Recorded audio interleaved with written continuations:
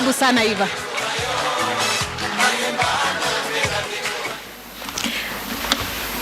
I don't have a watch. Is it morning or afternoon?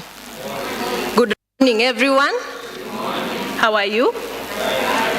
My name is Evangelho. Just as you have heard, I work for and with Child Fund for a grant. With me, I came with the people that we have been working with in the grants and working so closely with Elimu Yetu Coalition. Most of the times are the ones that we confuse the project. The project is Elimu Kidijitali, and when we are reporting, we say Elimu Yetu. We confuse the project because Elimu Kidijitali, Elimu Yetu, most of the time we confuse them. So Dorcas and Frida, kindly say hi to the team so that we proceed.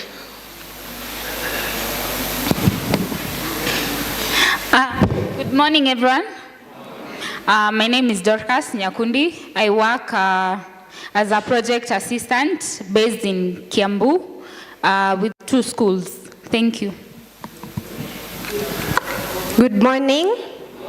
My name is Frida Gaita. I'm working for Child Fund, the Elimu Kidijitali project, as a project assistant. I'm implementing in Murang'a County. I'm working in 3 schools. Thank you. Thank you very much. I will share more into the project. But before that, I would like us to go to understand who is Child Fund and where is Child Fund, where do they work, and what they do. So Child Fund is a child-focused development organization that works for children to ensure that they grow healthy, educated, skilled, and safe. Child Fund Kenya, or the Kenya Child Fund, is a member of the Child Fund International, where we work the end office is in America, but the international offices works in Asia, Africa, and America. So we have a global network of 12 organizations that assist over 23 million people, including over 16 million children in more than 70 countries. So basically, that is Child Fund. Our mission is to build the capacity of deprived, excluded, and vulnerable children, improve their lives, help them become leaders who bring a lasting and positive change to their community, promote societies whose individual and institutional values protect and advance the worth and the rights of children, and enrich supporters' lives through their support of our cause. So this, I talked of Child Fund Kenya being part of Child Fund International, but there are so many Child Fund Alliance members, where We World is part of it. Actually, right now we have a project that we are working with them. We have also Banfonden. All these are alliance members, operating in different countries, having different operations, but we are all Child Funds. So where we work as Child Fund International, we work in Africa, Ethiopia, and here there is country offices in all these countries. So there is a country office, there is staff, local staff who are working in these countries for Child Fund International.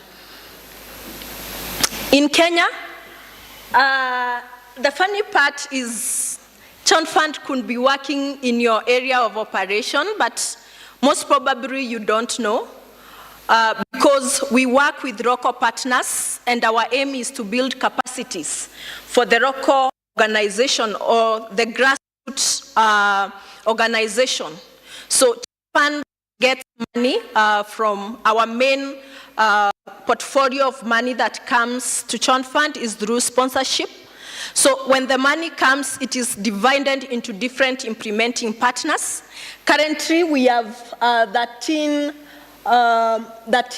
implementing partners, where 11 are indirect implementing partners, and 2, Child Fund is implementing directly with the aim to transition to the point where we have an implementing partner taking place.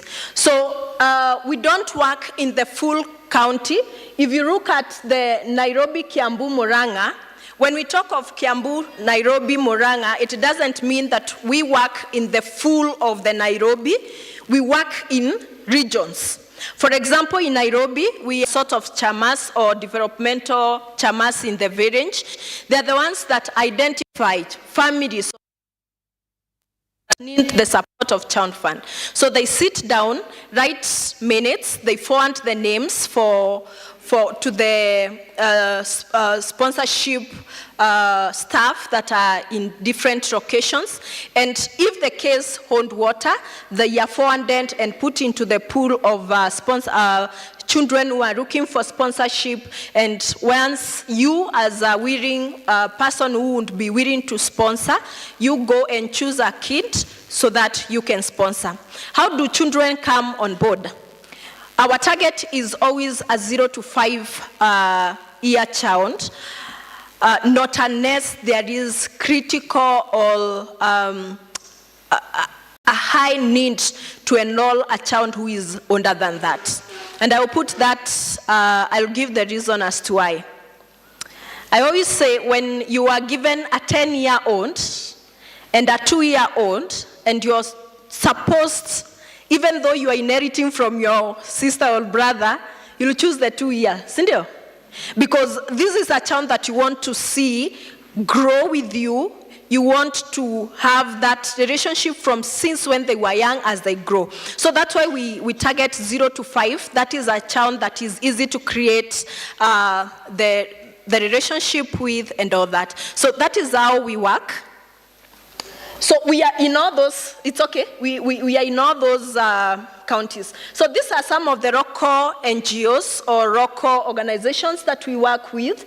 They are in different areas. We have the Kilimanjaro, which is in Kajiado.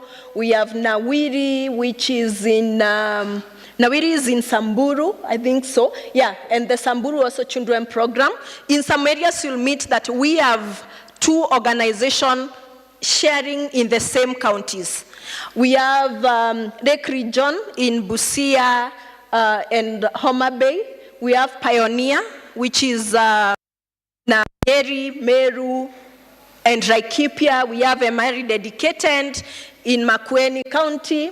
We have the ECDP, or the Eastern Community Development, that is mostly in Machakos. We have the Frontiers for Turkana, West Pokot area.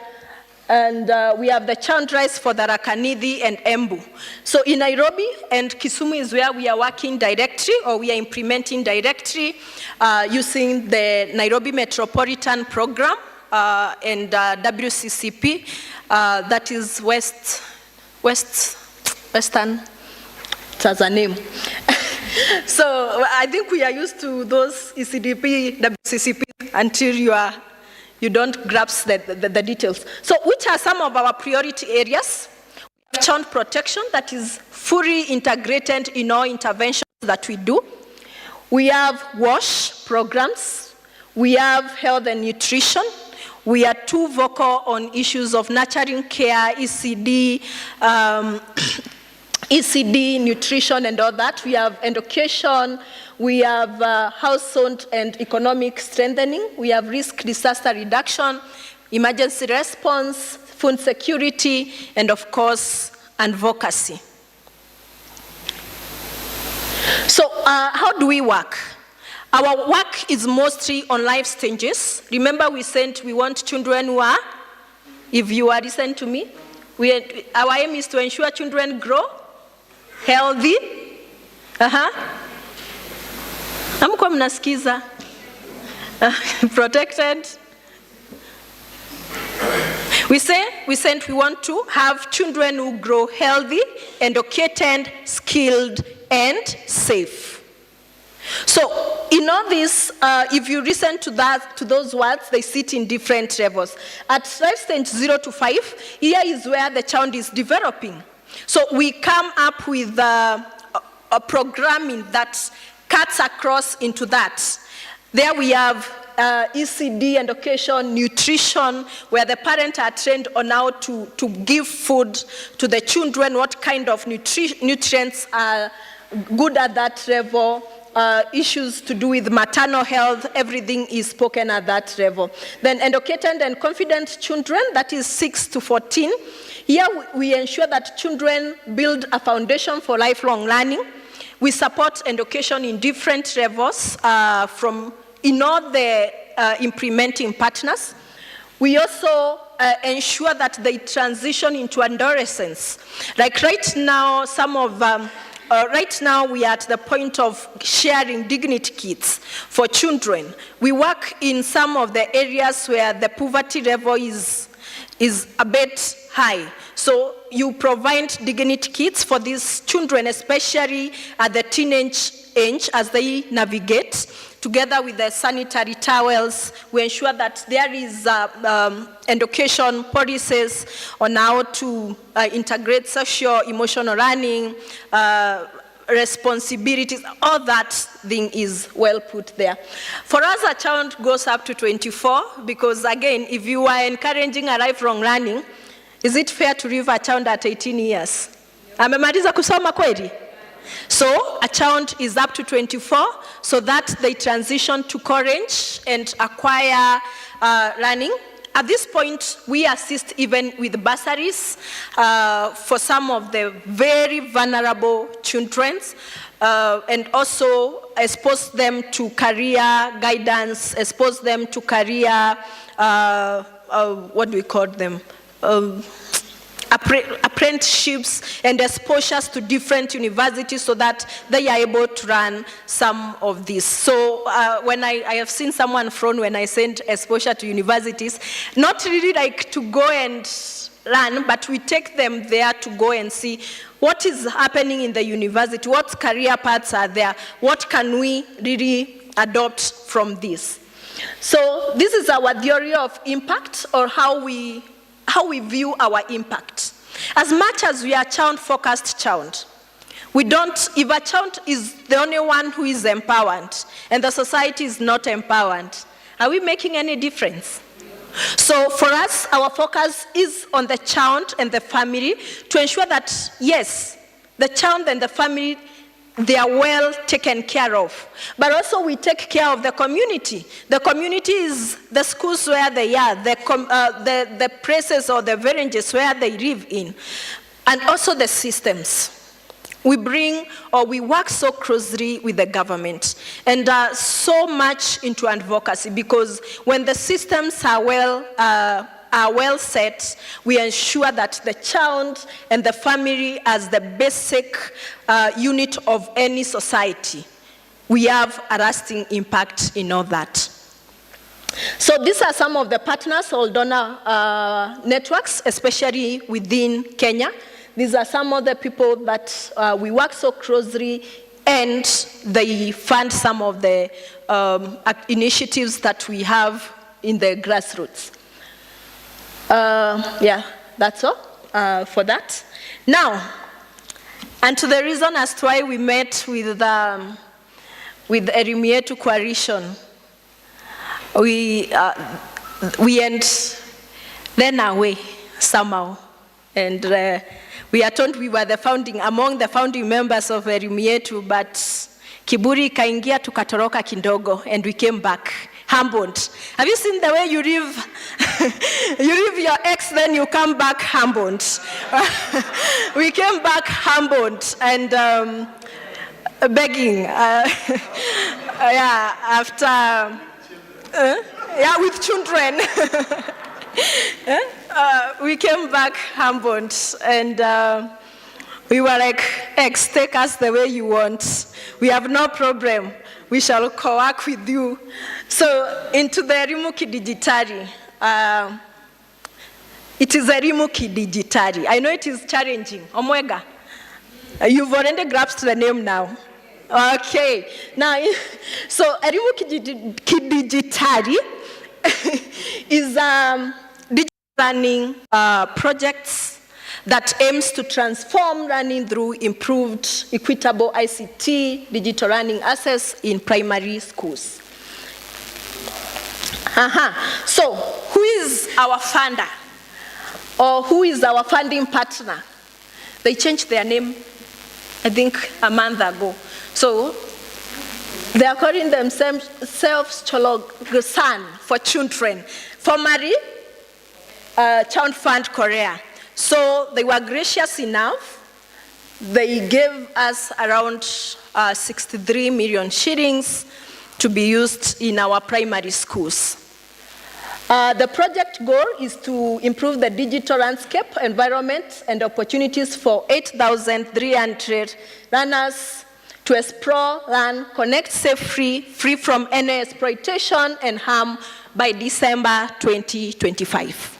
That is to tell you, we are closing the project. So we are located in 10 schools, which are spread in 3 counties. We have 5 in Nairobi, 3 in Makandara or Starehe. I think that's one of the education sub-county which is confused because up to now I don't know which is which. But we are in Makandara, Starehe sub-county. In 3 schools, we have 2 in Njiro sub-county, that is St. Dominic and Njiro in Mwiki. We have 3 in Moranga, Peter Karaoke, Swani, and Kangangu Primary. Most of you may not know Kangangu because it is far. Then we have Kikuyu Township and Nderi Primary School in Kiambu County. Duration situshamalizana nayo? So what are some of the outcomes, or what are some of the outcomes that we really hoped to achieve by the time we are finalizing this project? Number 1 was to have school communities that have improved digital learning environments. Learners have increased access to quality digital learning and education services and improved legal framework or policy environment in favor of digital literacy. And at this point, which is the most recent policy in terms of ICT integration and training in schools? Not Omwega to answer. Another person? Do we have, who can give us when was it published?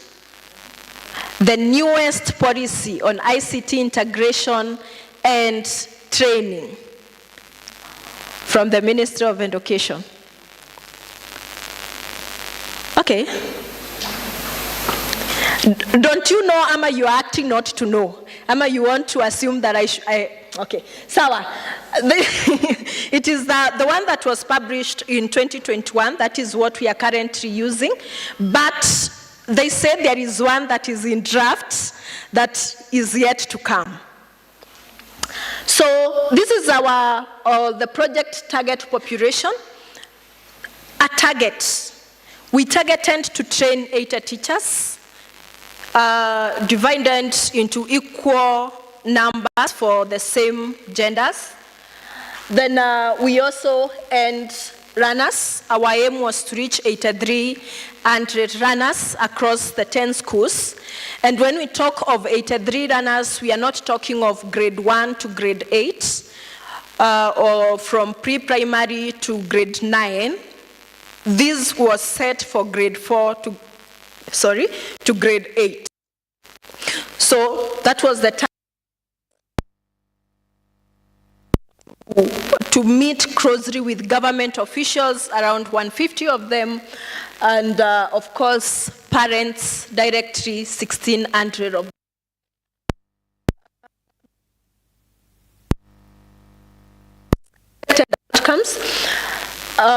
Outputs.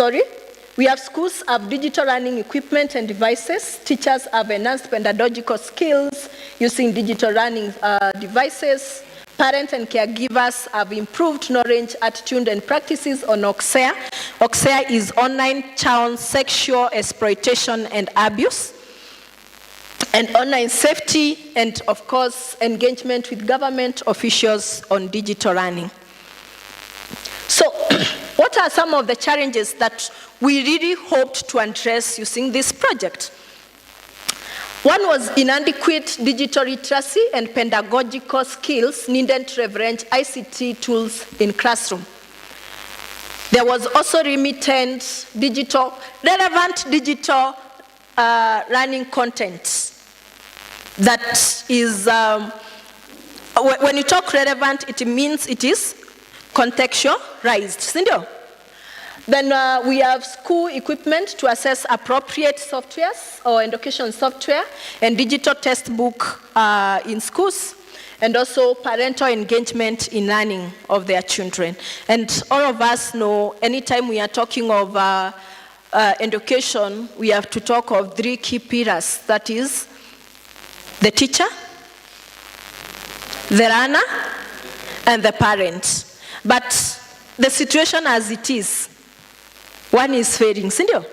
Or one is left out. Are they left out? They don't know, by the way. They don't know they are supposed to be engaged somehow. Because when we were growing up, I think I couldn't be amongst the younger people from this other side. Our parents came to schools because it was annual AGM, just to come and be told we are adding school fee. Number 2, we are buying a bus. The fence is broken somewhere, and we need 5,000 from each one of you. So where a parent know I should be involved, I always joke and say, my dad was always concerned with my score in maths. And I would just get home. Result form? Ulipata nini maths? The moment you report, he doesn't care about if there was English, there was mathematics, geography, or anything else in that paper. And we are good to go. If you've performed well in maths, and you would always say, unajua nikiwa kangaroo. Okay. And you know, this is a person who is talking of kangaroo, and somehow that was the end of kangaroo. The kangaroo is kangaroo school. Now, talking with the other direct.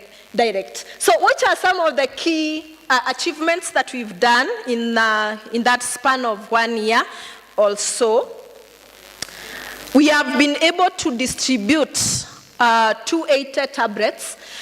The number that I'm giving is cumulative. So any number that I give you, divide by 10. Sinisawa?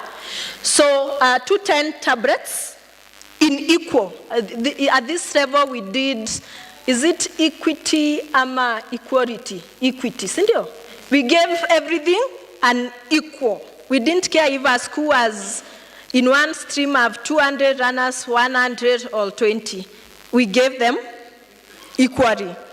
So 280 tablets, 20 Wi-Fi routers, which were fully paid for the internet until last month, that is November.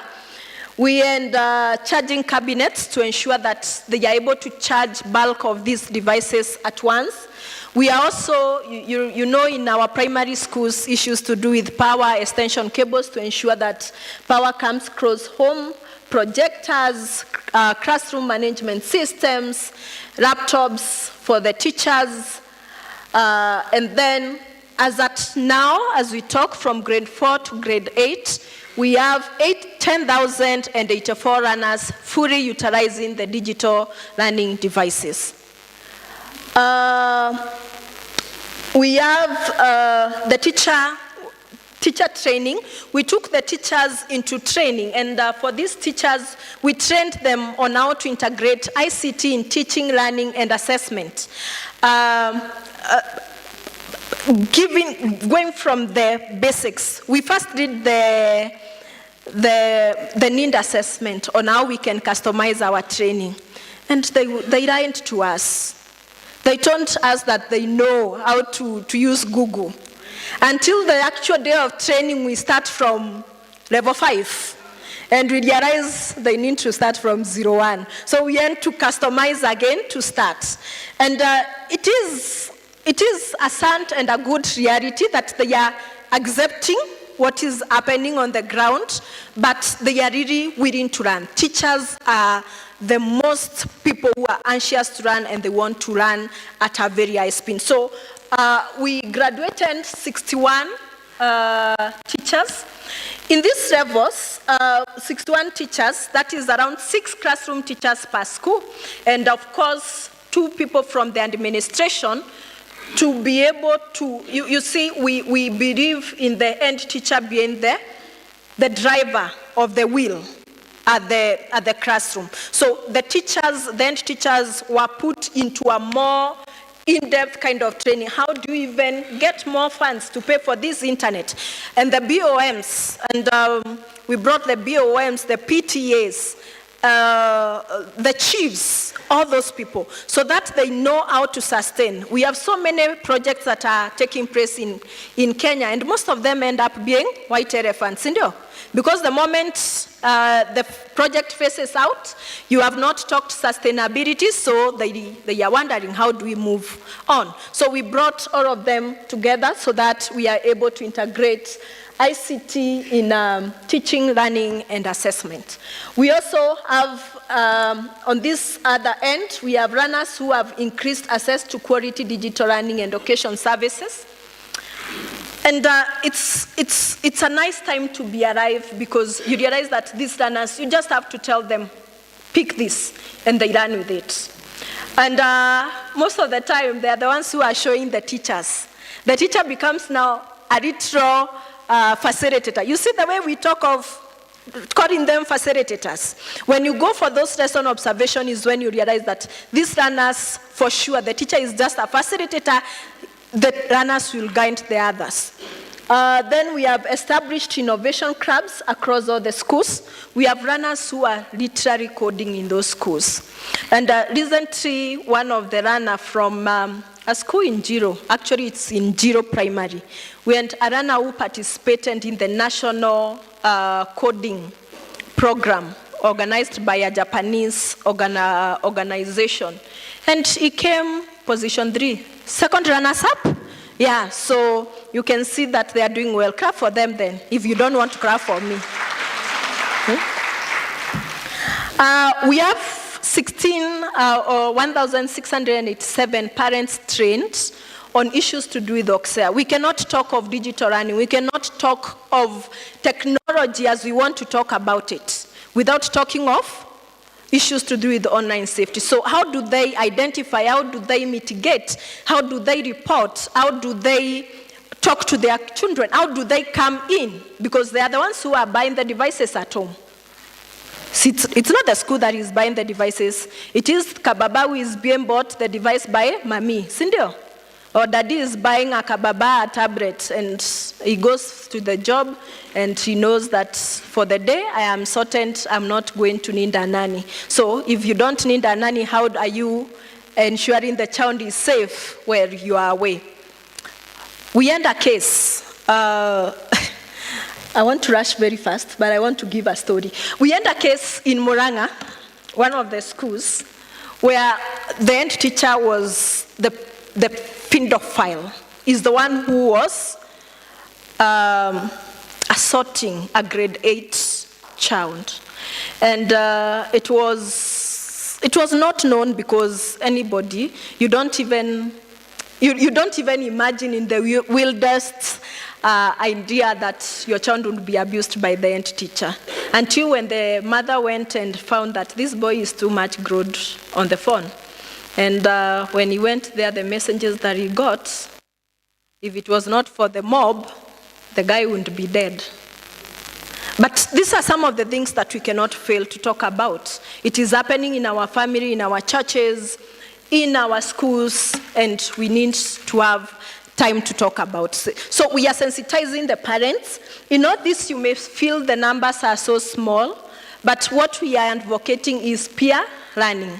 So we have ambassadors among the parents. We have OXEA and digital learning champions within the schools as teachers to ensure that it is cascaded down. Since the resources are not enough, we can tap into each other so that we are able to train this down. We have been working so closely with the government officials, with Elimu Yetu, with VVOB. We have been having so many engagement with the different key stakeholders in education so that we are able to push this agenda. So on advocacy, we have really pushed it. We have been working with CSO, now the curriculum support officers, on the ground to ensure that teachers are able to integrate that ICT skills in class. This is our impact and our reach. Very fast, I think we talked about it. Next. Some of the lessons learned during the project implementation, it is teacher capacity building is so needed. We need to enhance their confidence, and it can only happen if they are fully capacity builded. Learner-centered digital learning, it is to ensure or to understand that learners are able to respond. They know. They just need to be trained. How do we train them? Like when we were establishing the coding clubs or the innovation clubs, we just told them we want to come up with this. Can you get a reader mwenye atakuwa na coordinate and take it over and learn with it? And I tell you fully, all the 10 schools, even in that school that you would not imagine could come up with something like that. The teacher is just there as a patron to be able to guide them on how to do. Then we have infrastructure and assess challenges. Well, of course, in a school like St. Dominic, one of it, where a class has 120 learners, and a school in Derry, which a class have 60 learners, you understand there is the gap of infrastructure. So that is something that needs to be addressed as soon as possible. We need to have robust monitoring and evaluation to provide feedback, to get evidence so that we are able to customize or program or come up with programs that have a lasting impact to the rest of each children. Integrating AI. I talked about it so slowly because I know that is a bone of contention. I don't want you to raise a question on that. But let me tell you, the moment you go to that class and we end the last training of the parents, of the teachers, we end the AI. How do they use AI? To their advantage. Because every time you go to the class, they will tell you workaround. I have workaround, I have workaround, I have workaround. I am not able to create the professional documents. But one thing myself, I'm an advocate for, is ethical use of AI to better us. And I know if I asked you, how many have never used AI? Ata Google sahi inajua you need AI. You Google anything and the first thing it is giving you, AI version. Then it gives you the others. That is to tell you, it's either the teachers, we as the actors in education, we have to accept to live with AI.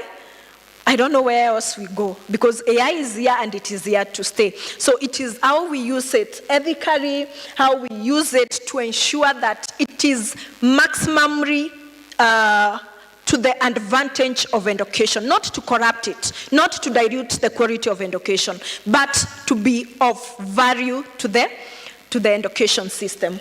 Then collaboration and stakeholder engagement, this one has really come in handy for us.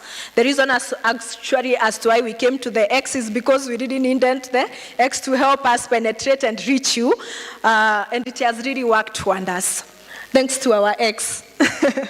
Then sustainability and scalability. At the planning and the maintenance, one thing that we were so vocal, even from the start, the project, and really, we really faced some challenges at the start. But one thing that we were so talkative about, even before we distributed these devices, after distributing the devices, is you need to know how to sustain this project come January 2026. You need to know how to ensure that this is not going just to be stocked into those drawers and carbon and the safes that you have. So people have come really on board to support on how to scale it up, on how to ensure that there is sustainability. There are schools that they know, they are saying, if we ask the teachers, if they can buy data 20 bob every day, if we ask them for 50 bob or 1,100 in a month, it's not a biggie. See, they contribute for their lunch. So why can engaging learners and teachers in co-creation. Sometimes when we are seated or when people who are in the developmental world sit and emerging into their wills this idea that this is what the community need, or this is what the runner and the teacher need. But to get into and the reason as to why we have many failed projects is because we don't engage the beneficiaries. So we need to bring them at the co-creation stages to ensure that higher adoption and impact. Next. So these are some of the recommendations that we have that we have for all stakeholders. There is need to address regional disparities, strengthen the partnerships, advocate for dissemination of digital learning policies to schools, counties, and sub-counties. You'll be worried that this thing is not known. Even to the very capture chairs, to the end teachers, they don't know. Then explore alternative power sources, such as solar power, portable generators, foster multi-agency collaboration with community organizations, enhance educational initiatives that focus on online safety. It is the high time we talk about it, and it needs to be integrated. Parental engagement is vital in the learning of runners, and of course, we contextualize learning content that reflects local examples. Sometimes I don't know if you have the opportunity to look at those textbooks, and some of the examples given, the learners do not relate.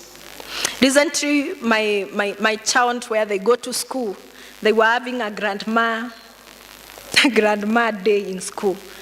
And the school had a box done to be cow, and they should learn how to milk a cow under that box. And I was worried of that child who has never gone to Ushago, because box na ng'ombe, those are two different things. They will never relate. And that is the situation, especially in urban schools. They don't know these things. They have never seen them. They don't understand. And now, we don't even, that day, I wish you saw the clips from that school. They and all the grandma, Gen Z grandmas. Yeah? They don't relate with that grandma with a stick. You know, like, hi, no, you couldn't be a grandma, Cindy. How do a child enact to be a grandma? Anyway, the future focus areas for Child Fund is, of course, foundational learning and literacy.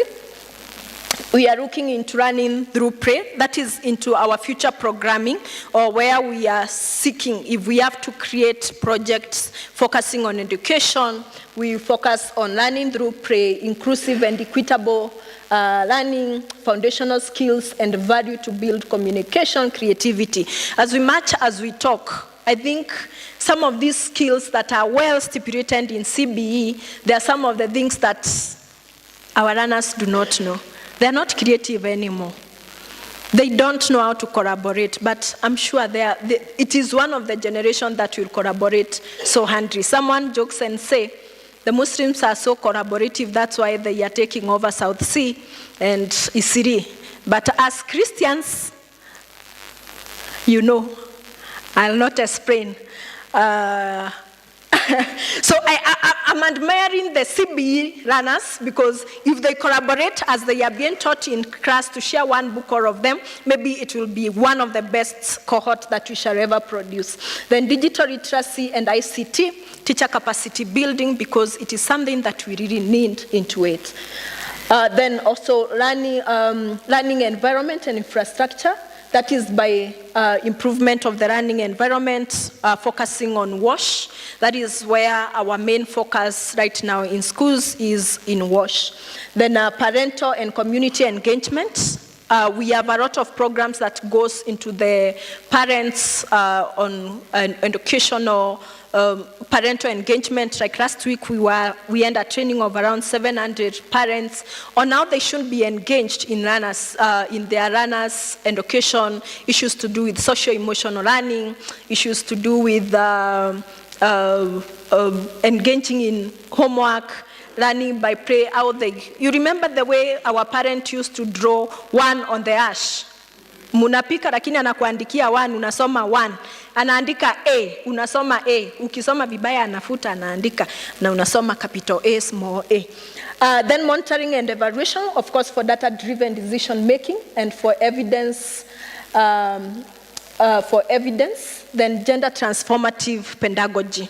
That it is, sometimes we put it wrongly. We end one day, we were doing a lesson observation in one of the schools. And the teacher says, when your mother goes to church, when your mother goes to church, and I think he didn't put the father is being left at home, but automatically if the mother is the one who is going, it means the father is being left. So what does that say? It is the father who doesn't go to church most of the time. So we don't want issues like that. It is a mother and father who can go to church. So that we change the thinking of a child that these are some of the gender kind of duties, these are a specific gender kind of duties. So we are also focusing on gender transformative pedagogy. This is one of the teacher training. We did like 16 rounds of them, like that is 16 days of training. We train them during holidays. They go, we do a need assessment, we come up with a new training, then we train them again. This is advocacy. I think this is a chief, an ACC, that is friend over there, and a few people, I think 2 of them are chiefs. This is the same advocacy meeting. We were lucky to have Omwega. Thank you very much for gracing our meetings. We really discussed Key Vital, and they really loved him. They thought that he works for the ministry. He earned points here, and he was so impactful. These are some of the runners that we are having in schools. I think this was a discussion. The boy here is the one who became position 3 during the coding. This is Njiro Primary. They were in a digital or technology-enabled class. Thank you very much.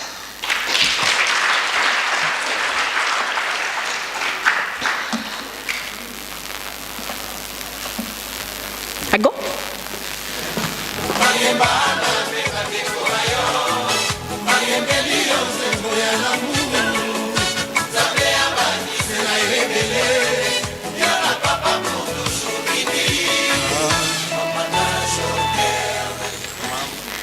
Thank you very much, Eva from Child Fund, for sharing with us the evidence that you have collected out there in the field in the 3 counties, which is Nairobi, Murang'a, and Kiambu. Now, we are moving next to the next session, where we have some breakaway sessions. And the breakaway sessions are 2, where we shall be speaking about the refugee agenda and the gender agenda.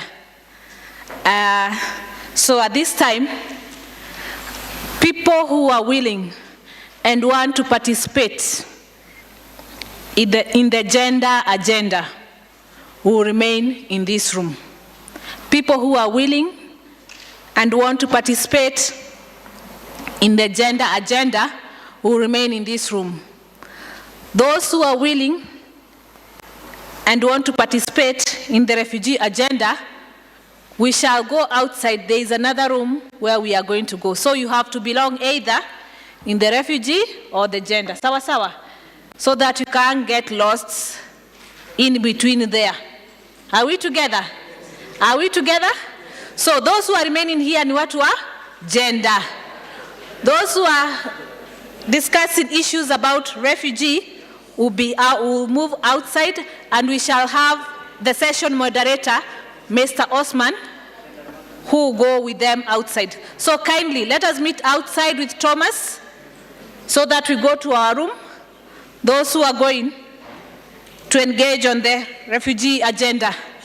Those who are remaining inside, so after the breakaway rooms, we shall break for lunch so that we come back after lunch for the other session. So those who are going outside, kindly 3 minutes so that we can start our breakaway rooms, kindly. 3 minutes. The refugee agenda. We'll be moving outside to another room. The gender agenda will remain here.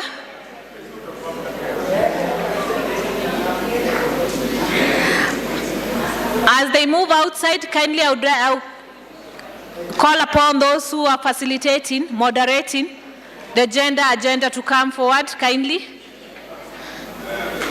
Those who are facilitating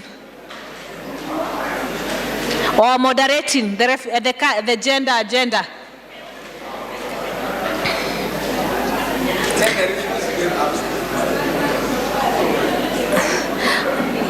Okay, those who are joining the refugee agenda, tumetoka.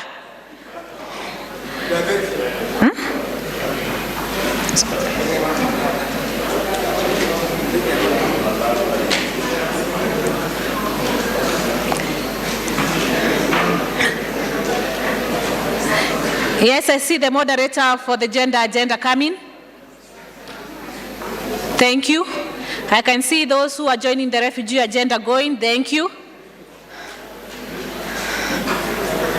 So I believe those who are seated here are the ones who are interested in the gender issues, who are going to discuss on the gender agenda. So welcome very much.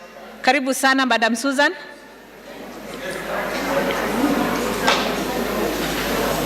Karibu sana, Madam Susan and Onzere, our moderators.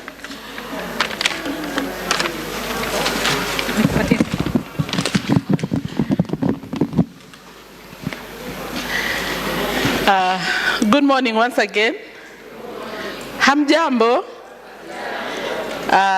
From Rift Valley, specifically in Narok, we normally say, enda soba boge. Sema soba, enda soba boge. Mesi Sengai, sema amen. Mesi Sengai means praise the Lord. Hiyo iko sawa? Thank you very much. I would like to introduce myself. I'm Susan Kasero. Susan Kasero comes from Rift Valley, Narok Sen. Susan Kasero works for an organization called Osiligi Rescue and Empowerment Network. It's a CBO. Osiligi is a Maasai name that means hope. Mainly we give hope to women and girls, specifically those who are affected by harmful cultural practices. And we give them hope through education and skills. So today we are here representing gender, and we are not alone. We have our team members are here. And so I would like to give my brother to introduce himself, kindly. Good afternoon. I'm Tom Onzere from Vihiga County, a member of the gender thematic group that covers 8 counties that were on the project, plus about 3 other non-participating counties. Asante. Okay, thank you. At least now we are not strangers. Mnatuelewa vizuri who we are.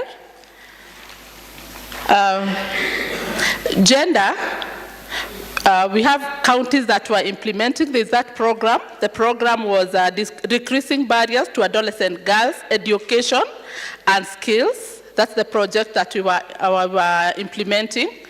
And the implementing counties were Narok, Nyeri, Homa Bay, West Pokot, Bungoma, and kindly, if I mention your name, I'll prefer you just stand. Let us know who are implementing this program. So Narok, I'm here, and I have my colleague from Narok. Is she around? Maybe she's not around, it's okay. Nyeri, someone from Nyeri? Nyeri? Where is he? Ametoka pia. Homa Bay? Yes, we have our brother there, Homa Bay. West Pokot? the implementing organization from West Pokot. Asante sana Mama Yangat. We normally call her Yangat, hata hatujui jina lake, but ni Yangat tu. Yes, then we have Bungoma County of Bungoma Sen. Very good, yes, they are there. We have Tana River Sen. Very good. We have Wajir. Wajir wako? Good, no, he's there. And then we have other counties or sens that were giving us moral support and advice. We have Vihiga and Nakuru. Nakuru, sijaona Cosmos somewhere? Yes, and Nakuru. They were together with us. They've walked with us this journey. They would correct us where we go wrong. They would advise us where we need advice, and we've walked with them this journey. The program started in the year 2023. Yes? Nyeri. Oh, Nyeri. Oh, Nyeri, you are now in the house. Kindly, Nyeri, say hi to us. Hi. Hi, how are you? Very good. He's our brother from Nyeri. Nyeri were also implementing the project. The project started 2023, and it is about to end today. But God willing, our prayer and our desire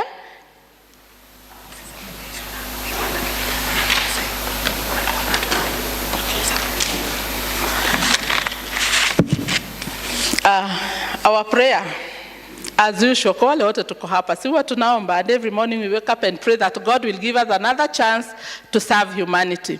When the project started, we had objectives of the whole thing, and the objective was to enhance community engagement in gender barriers to education. Objective number 2 was to track effective implementation to policy addressing gender inequalities. And the third objective was to enhance civic education engagement in girls' education. So it was majorly about girls' education, and it was very strong. It came out very strongly about girls' education in our country. The way it started, we started by having a Secretariat courtesy visit to Ministry of Education, national level, which was a very successful courtesy call to that office. And then from there, Secretariat started visiting all the SENS within the 8 counties. And when they visited the SENS, they will meet with the CDEs to have survey. So during the survey, that's when they got to know exactly what county requires. So the work they were doing was not from guesswork. We had given them our reports, but yet they visited the ground, they went to those offices, and they got to know exactly what we were supposed to do. So we were implementing according to government structures again. From there, we started now, the whole program started implementation, and we held community dialogue forums in all the 8 counties. That was the third program.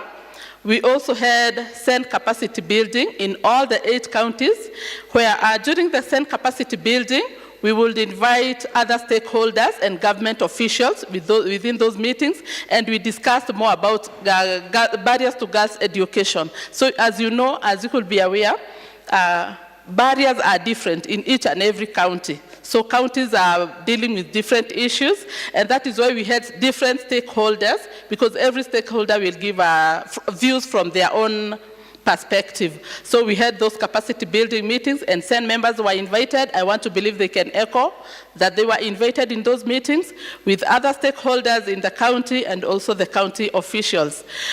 From there, we had regional forums. Like in our region, in all the regions, we had regional forums to strengthen SENS within the region and the coalition as well. That is why our coalition is known in each and every county education offices and also the regions, because we had those meetings at a regional level. And from there, we had SEN support. We were given SEN support to implement priorities. After visiting all those areas and having all those meetings, we came up with the priorities, and now we were given SEN support to implement the priorities. After implementing, when we implemented priorities, after a certain period of time, I think quarterly or something, we had regional meetings after implementation now, here in Nairobi, we used to meet now and discuss where you've gone, the far you have gone, what is remaining on your side. You'll be given we just discuss matters on how we are going on with the project. And then we finally had a project meeting review that we met here, and we reviewed on the project, what we've managed to do, where we are at the point, and what is expected of us in future. Because definitely, even if the project is coming maybe to an end today, remember we have tomorrow, and we are hopeful. We always live by hope. Sini ukweli? Yes, so we are always hopeful, and so we had that review meeting where we discussed what we've been doing. Now, with Sense support, implementing priorities, we had several priorities that we implemented at every single county, but remember we were working as a team. So we were able to coordinate very well, and at this point I want to welcome my brother Onzera to come and give us the priorities that we implemented. Karibu sana. Okay. Thank you, Susan. On the issue of Sense support to the 8 regions, for Nyeri, they had a thematic meeting targeting STEM, promoting STEM for adolescent girls, and this was carried out in the TVET institutions and the Kenya Medical Training Center. In Wajir County, they had a stakeholders forum that targeted gender champions, SEN members, and they also made it a meeting for publicity to create awareness of what the SEN is doing in Wajir. In Homa Bay County, they had a thematic meeting targeting teenage mothers.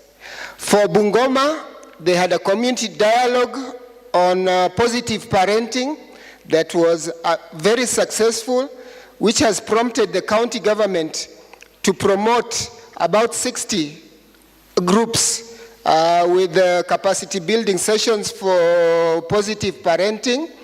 In Narok, they had a meeting with elders on the issue of FGM.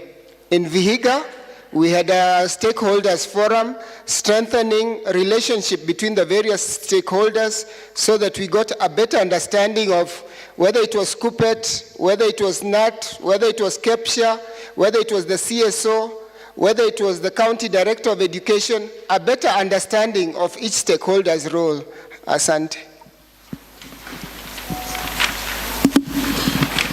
Tumeelewa vile amesema? Tumeelewa what we've implemented, what we've managed to do up to this point. Yani seriously hakuna kitu tumefanya. Yani like seriously, yoyote tumeongea hamjaelewa vile tumefanya.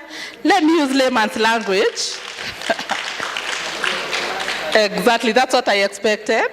Ajua mimi napenda kukuwa appreciated. So if I do well, mna to appreciate. Sawa? Let me give you an example of what we did in Narok. He has just mentioned something. We didn't hear what Tanariva and West Pokot did. Oh, hey, West Pokot kwanza mama yetu ya Ngat, seriously. Na vile alikuwa na very, ebu hata atuambie, let her tell us, kindly, just come over, come here. Wata akuje atuambie, sindio Tanariva. They had a very good implementation, actually. That was so impressive. Good. We have a...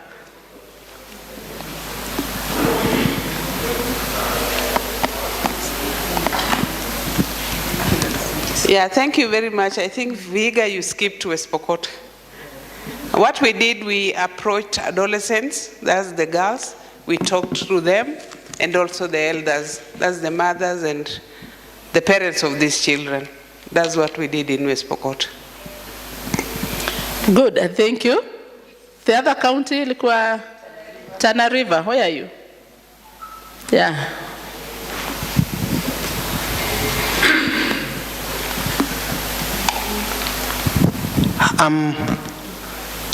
There exists the county education network.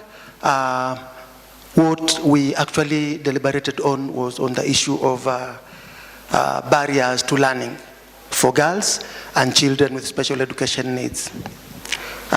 This is what we have as a summary. The barriers identified: socioeconomic and cultural attitudes. Some parents and community members undervalue girls. Education, traditional roles may prioritize early marriage, domestic chores, caregiving, which reduces school attendance for girls. There was also the issue of safety, infrastructure, sanitary facilities. There's lack of adequate and gender-sensitive infrastructure, e.g. separate toilets, water,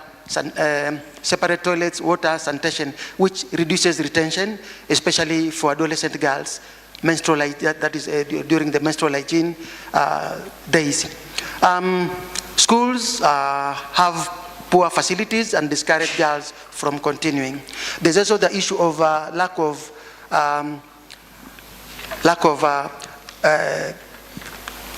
facilities which are disability friendly, like the accessible latrines and ramps. Those issues are actually cropped up so much during the meeting. Thank you. That's the summary we have. Asante sana. At least now you have a point. Sindio, mmelewa what we've managed to do. In Narok, one point was left out, which is a very strong one, about legislation. You see, in Narok, we have this anti-FGM policy. Anti-FGM policy has been instilled for so long. So we were able to come up with other stakeholders. We pushed it, and today we can proudly say that it is working. Isn't that a success story? We also, though, there was an issue about elders. You know, FGM and early marriage is a culture issue. And being a culture issue, we were able, for quite some time, we were able to go with other stakeholders. We were able to go a journey with the cultural chiefs. I think I posted those photos somewhere in our wall. We were able to go to walk a journey with cultural chiefs and Mar Council of Elders. It has been a journey of not 1, not 2, not 3 years. It has been a journey. And so thanks to EYC, who've been supporting our journey.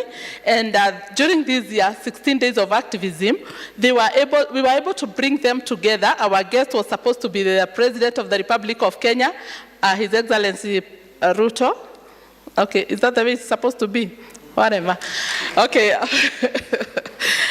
Yes, but unfortunately, just the day before declaration, the chiefs came. They called us for a meeting, and they told us, we did not say we are coming to sign that we do not want FGM. And we were like, what have we been doing for the last 3 years, you people? So, but again, they told us, hold on, you people.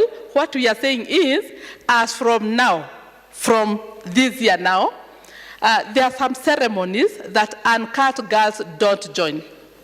So if it is a ceremony, you're a husband, you're supposed to work as a couple, but if your wife is not cut, you cannot enter that ceremony with your wife. So what happens, as a wife, I'm not cut, and I want my husband to go to that ceremony, I'll just get him a woman to go with, because after all, what do? It's either that way or you cut me. So from that very day, the declaration was done. It was all over in the social media. It was in national television, and they signed that as from now, next time, even uncut girls will be allowed to enter into those ceremonies. Is it a success story? Yes, so thanks to EYC for supporting such a great initiative, and that will not have happened were it not for our friend EYC through Nairobi County. They gave us support as the donor. We have We World Organization, Madam Alice, sisi wote tunamuelewa. I think tunafaa kuwa tunamuita Auntie Alice. Auntie Alice, thank you for supporting us so much. We also have our sister, huyu tunamuita sister Akili Dada. Where is Akili Dada? Akili Dada is in the house. Thank you very much for your support as a donor. And also we have HKSAI. Who are these? Are they in the house? Yes. Those were the donors of the program. They supported EYC in all this, and that's how we were able to come up with all this. This is how we were able to achieve what we've achieved within the 3 years of project implementation. Thank you. Aya, nipigeni makofi tena. Makofi mzuri. Good. Now, at that point, we've talked so much. You've heard what we've managed to do. I would like you to tell us, after makofi sasa, kindly we would like to hear, what did we do well? Kuna mali unasikia tulifanya what you expected us to do. What did we do well? Is that okay? Or where do we go right? just that, positives. Think positively now. Kindly be positive. Sawa Nyeri, you have something? Thank you very much. Maybe just to top up on what she's saying, and then I'll be able to say what we can be able to going to do better next time. I want to take this opportunity to thank UIC for the support they gave us in implementing this project in our various county. I want to say that the key thing that also worked for us was bringing also the partners on board, that we did not work alone. We had quite a number of series of activities that we were able to undertake. And one of the things that also we are proud as Nyeri is that we were able to launch a youth-friendly center and also a safe house for the girls. We were able to partner with the government, and we were able to, through the process, we were able to work with them, launching the premises and ensuring that also the government equips the premises, whereby wherever they need the services, it will be easy for them to get the services. And together with other partners, whereby, again, we're able to provide like the psychosocial support that is needed. We're able to come in and provide the psychosocial support that is needed. So basically, we're able to integrate several activities. The 16 days of activism, together with the Wales Day, together with the medical camp, at least addressing some of them, the issue that the community were facing. And one of the key issues that we experienced was the issue of incest within Nyeri County. There's a specific sub-county that we experienced the issue of incest. And we are in the process of doing quite a number of barazas together with the children department, whereby we are advocating that the issue of incest should be taken to court. Because what used to happen was they were saying hii tusuluhishe nyumbani, jina ya mzee isiharibiwe kwa mtaa. You get it?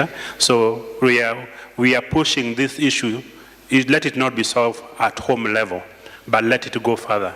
And we are happy to mention that there are cases that we have a man who is now serving a jail term in prison because of defiling mjukuu. Anaitwa mjukuu wake. Because of the defiling a mjukuu, we are happy to report that. Something that also we need to look forward as we proceed. We know the landscape of donor is decreasing. Is it true? It is decreasing. So we need to think of the initiative that we have begun. How will they go even without us not being in the picture? How can the government take over some of these things even when we are not there? Because I normally say today Filia Mission Kenya is there. Tomorrow Filia Mission Kenya will not be there. Because we know that the children that we are serving, government are the custodians of these children. So we need to think, what can be done to ensure that there's sustainability? Like what we had, the USAID was there. And then all of a sudden, USAID went. Is it true? Yeah. And then we had now issue of people saying that we don't know what will happen. Now we need to think outside the box. What will happen there? So that's something that we need to think as partners. Thank you.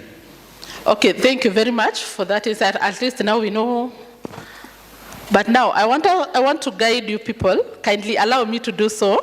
Nisawa, we have, at the interest of time, because we have very few minutes remaining because of our time, I'm kindly requesting this.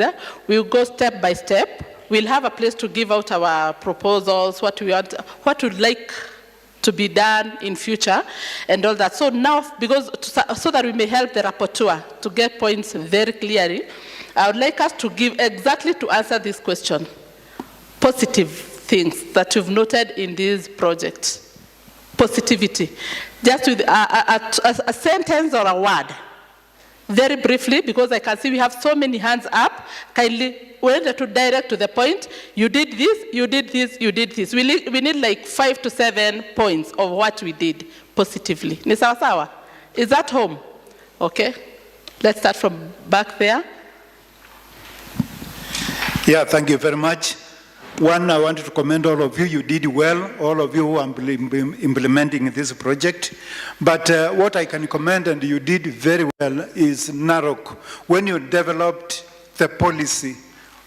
Because without the policy, without legislation making you to move forward, when the project ends, people referred to what they were doing. So, Narok, kudos. Thank you, thank you, thank you.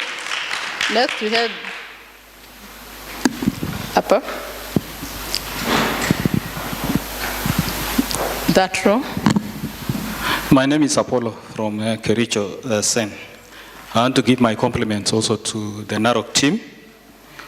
I know gender is culturally and socially constructed, and we know our communities in Narok. I want to also ask maybe what plans do you have so that do you have to enhance male engagement in this move? Because I've been to a place called Luita, which is very far.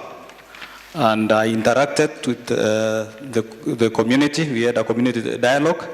And for sure, you need support in making sure that the gender agenda is realized, especially when we are talking about sustainable development goals. So thank you very much for the good work you are doing, but we want that male engagement. We want the participation of men and also maybe women in political space so that they can assist you in matters to do with legislation and policy making. Thank you very much. Noted. Point home. Good morning. My name is Dr. Joel. Good afternoon, sorry. My name is Dr. Joel Ruto. Briefly, project implementation was awesome, very systematic. You could see the flow of events. Secondly, congratulations on pushing the FGM policy. You nearly nailed it. You are nearly there. Push further. Thank you, thank you, thank you. We have a brother there. Gender. We have someone. Yes, one. Thank you. I also wanted to congratulate all of you for what you have achieved. But more so, Nyeri Sen for bringing out that incest thing, because things start going bad at the family level. If we raise the children well within the family, then we have a wholesome society. So when we realize that before even they come out to the society, they have had problems of incest even from the family, which again is shielded. So I want to congratulate Nyeri Sen and emulate that in other areas so that we can raise wholesome family. Thank you. Oh, thank you very much. Then finally, let's appreciate her. Kindly, pale kuna. Okay, thank you very much. We were also privileged to have the GPV program in Bungoma, and the key matching issues, we had a procession from the DCC's office, publicly walking around and engaging the stakeholders. And this actually realized that we need to engage the parliamentary policy makers within the county so that they can set aside funds to support the GVV programs when maybe EYC is not in a place to do that. We also had the gender issues is not about women. It is cutting across to men. And some men actually testified that they are also being even slapped and beaten by women. But because they need to protect their integrity, they keep that silent. So we told men to be open that they are also being what? They are facing the gender problems. And when a man is provoked, that is the result of this gender activism. When a man is being provoked by women, you women, don't provoke a man. We need to sit down and have dialogue so that you also know how to address a man when that man is wrong. And if that man is wrong, is when GPV is realized that that man is going against the gender issues. So we need to sit down and raise that at that level. And also, overprotecting the ladies tend to undermine the other gender, and that gender issue may not get out. So we also need to look on that, the other opposite side of the gender. That came out within our program. So we realized that we need to sit down as stakeholders, have training and awareness, so that each gender side plays a cool role to make that project a real. Okay. Are you getting me? So men in the house, if you are hurt by your gender counterpart, come up and say it loud. And it was something that came out within those meetings. So in different counties, meet those parliamentary committees so that they set aside funds to support CSOs within their counties to run these programs. And Bungoma is... Thank you. That was a way forward, but kindly we were requesting for compliments.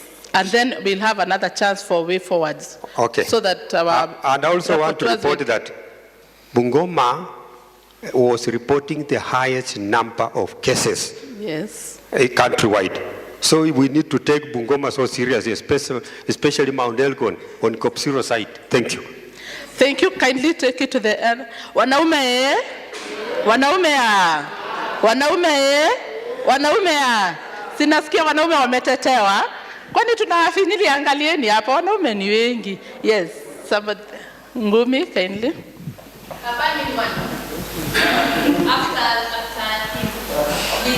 Okay. Thank you so much. It was a good project. I'm Jacob Ngumi from Machakos Sen. Two issues. One is about the report of the project, because it's scanty information which you have given us. Maybe we need a formal report of the project so that we can borrow and implement in other counties. Number two is we know government officers at the county level, they operate when there is funding. When there is no funding, they're not really active. So what mechanisms and socials have you put in place to ensure you sustain the projects after the funding is over? Thank you. Before we come back here, we have someone here. We had a hand here. Hapo. Yes. And then we only have 4 minutes. We only have 4 minutes for this. So can you just compliment direct to the point? Thank you so much. I'm Reverend Johnston Nyongesa from Bungoma. Well, my chair has said a lot, but what I want to say, all in all, the program went on so well. But for sustainability purposes, we need to work very closely with the government, because I realized, and our coordinator Alex can attest this, that when we brought in the gender, the director of gender, national government, Bungoma County, and she was able to put us on a platform, enable us to join the committee, and this made us as Sen members to ride on, and we're still going to ride on the more of their activities as we sell our agenda. So for sustainability purposes, let's work very closely with the government, because normally the directorate of the gender, they're exposed to so many donors who come on board. So for us, like the Sen Bungoma, we have already put ourselves on the map, and we are going to enjoy and ride on the partnership with the government. Thank you. Wow, that's a very good proposal. I like it. Kabla ukuje hapa, there's a young girl here. Wacha tu tupatie huyu mrembo. There's a young girl there. Yes. It's good to empower these our young, upcoming young people. Hey. Thank you for the opportunity. And first of all, I would like to congratulate you and your team for the amazing job you are doing. The other thing is I just have a question, so you can just answer mbio mbio nimalizane now, because inaniuma sana. And my question is, you have done a very good job on the FGM stuff. My question goes like this: so what if the girls are already exposed to it? how do you monitor their mental health? Oh, thank you. I think I'll just give direct answer. With the help of WeWorld, that's why I said we should call her Auntie WeWorld. We have 2 counselors, professional counselors. Actually, as Osiligi, she's talking to me as Osiligi. As Osiligi, we have an empowerment center. So within the center, we have a safe space. And also, we have counselors, professional counselors, actually a male and a female. So for those who are ready for the victims, we give them psychosocial support. And after psychosocial support, that's where we identify the need of taking them either back to school or giving them a skill. That is an empowerment program because of, is this in sawa? Is your question answered? Thank you. That is part of sustainability, actually, of the program. When we have young people coming up, that is about sustainability. Si ni ukweli? Sisi tunazeeka, tukiondoka tunawaachia. Then we had a burning question here. Yeah, but we have Isiolo here as part of the gender Okay, I'm sorry. My name is Joseph Kalapata from Isiolo, and the gender project has been a very successful one within Isiolo. Although Isiolo has a lot of issues, especially on drug abuse, inclusively. But through the Ministry of Education and other stakeholders in the county, and especially the support from the ministry, where we had all the sectors, the TSC, the Ministry of Education, the gender from the county are very supportive toward what has been going on in the county. Although there are so many challenges, but there is the challenge on the policy practice, because the low policy practice around the county. Then the other thing is there is also poor communication due to the infrastructural challenges that are facing the county. But at least now the county has moved toward lobbying toward the Safaricom and other communication tools to enable communicate. The other thing that has been very successful is the vernacular radios through the gender issues.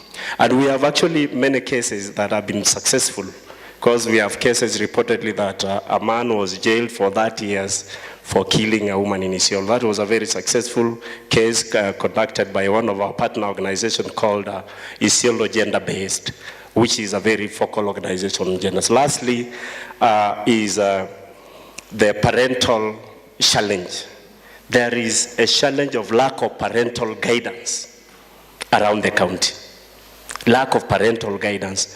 In as much as we are trying through the organizations and partnership, but there is challenges on parental guidance. Like you saw the other day in the television, wale watoto wa shule wa Daystar University, and with a friendly judge. I think most of you have seen that one.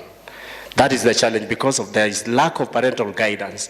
Whereas you believe your child is an angel in your house, but outside there is evil, in his own style because of lack of parental. That is some of the challenges. Though we have many, we also thank EYC because lastly they were actually in Isiolo County and they witnessed the Ministry of Education, all the sectors, partnering and supporting the project. Thank you so much.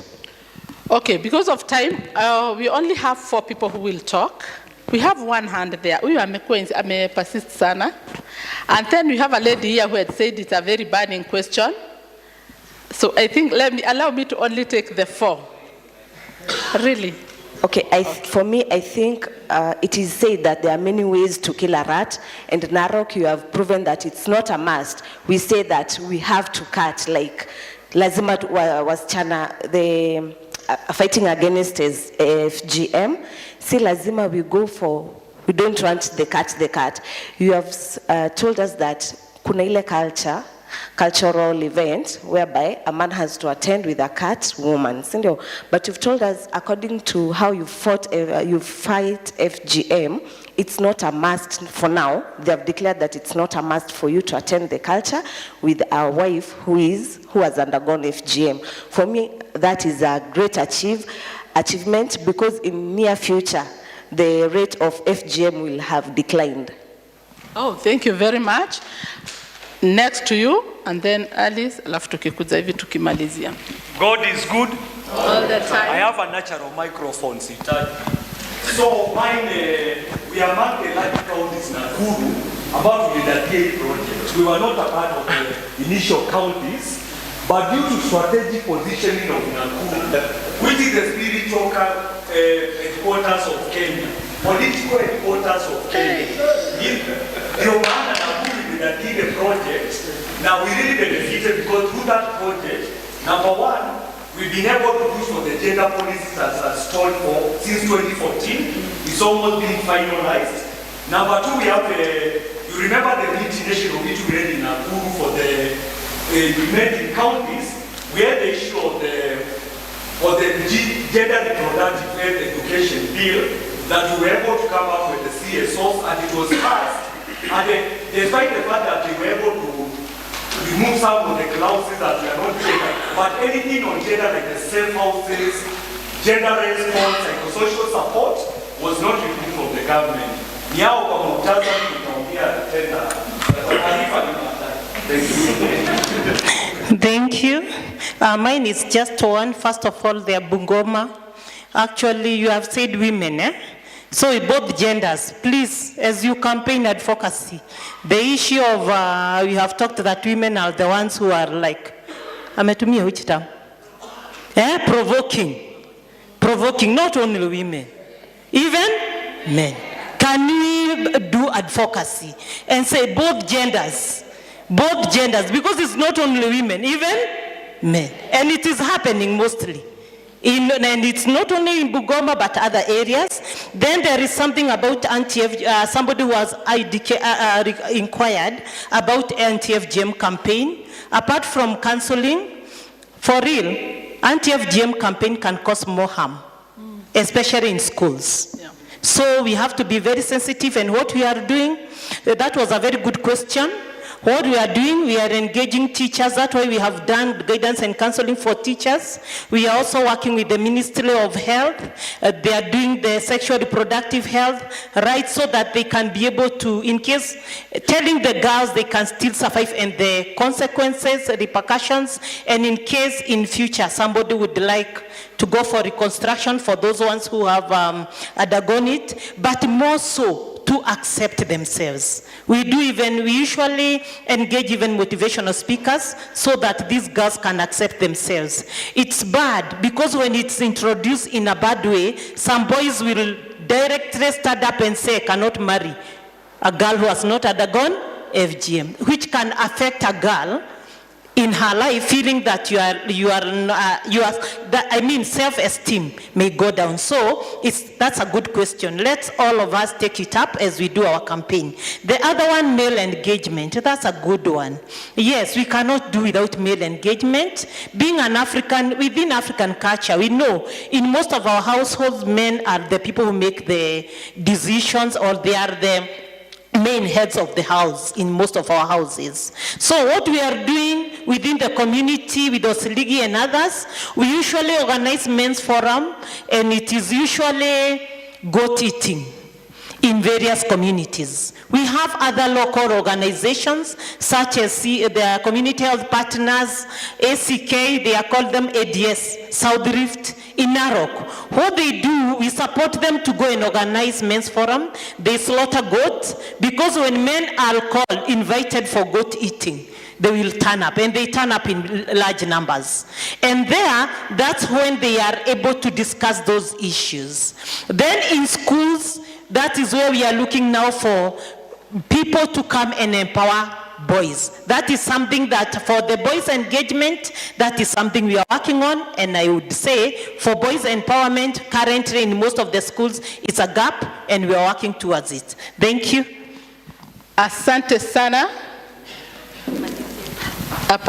Okay. Good afternoon. Okay, my name is Anne from Nakuru. Kwanza nataka kuwapongeza kwa kazi nzuri ambayo mnafanya. And then what I like is you did in a different areas. And I believe you found that the problems there, they are cross-cutting. They're almost the same. And the main cause was to ensure that girls, they have the retention and the transition in schools. Yeah. I think that was the main Yes, Sindio. Yeah. So now that you have realized that the problem are the same, we should also continue that the same girls, they are retained and they transit to the next level. Thank you. Asante, kuja direct hapa. Is the question still burning? Ama iliacha kuban?